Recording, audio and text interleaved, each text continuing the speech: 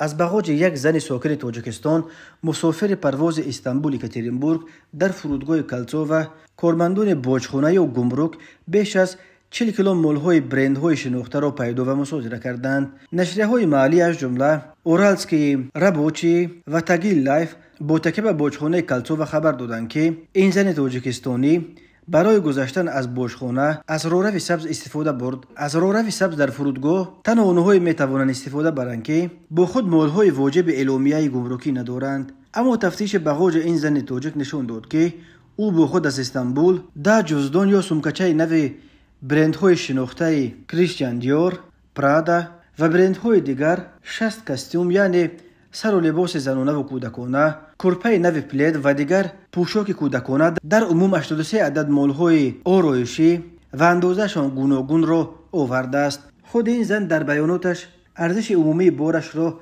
$800 برابر کرده گفته است که از این شمار 30 چیزش کونه و چیزهای شخصی خودی او بود. یک قسم دیگر را برای فرزندانش همچون توفه می برد. در این زمان او اعتراف کرده است که یک قسم بارها را در حقیقت برای فروش من بعد در قلمرو روسیه آورده است، ولی او گفته نتوانست که مشخصاً چند سر لباس یا چند دانه سومکه را برای فروش و چند دیگرش را همچون توفه آورده است. مسئولان باجخانه کالتسوو به اینکه این مال‌ها برای استفاده شخصی آورده شده باشند شک دارند. سرگئی بلادین سردار پاسگاه گمرکی کالتسوو گفت تعداد مال‌ها خصوصیت آنها از جمله اندازه‌های گوناگونشان و نوع‌های گوناگون بودنشان بیانگر آن است که این سر و لباس برای استفاده شخصی نیست بلکه با مقصد تجارت وارد کرده شدند و باید حتما برای آنها اعلامیه گمرکی پر می‌کرد. کارمندان باجخانه کالتسوو بیش از 40 کیلو مال‌های یافت شده از باغوج این زن را گرفته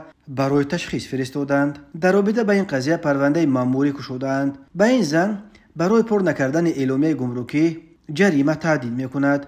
مقامات روسیه می‌توانند مال‌های از او گرفته شده را نیز به فایده دولت مصادره کنند.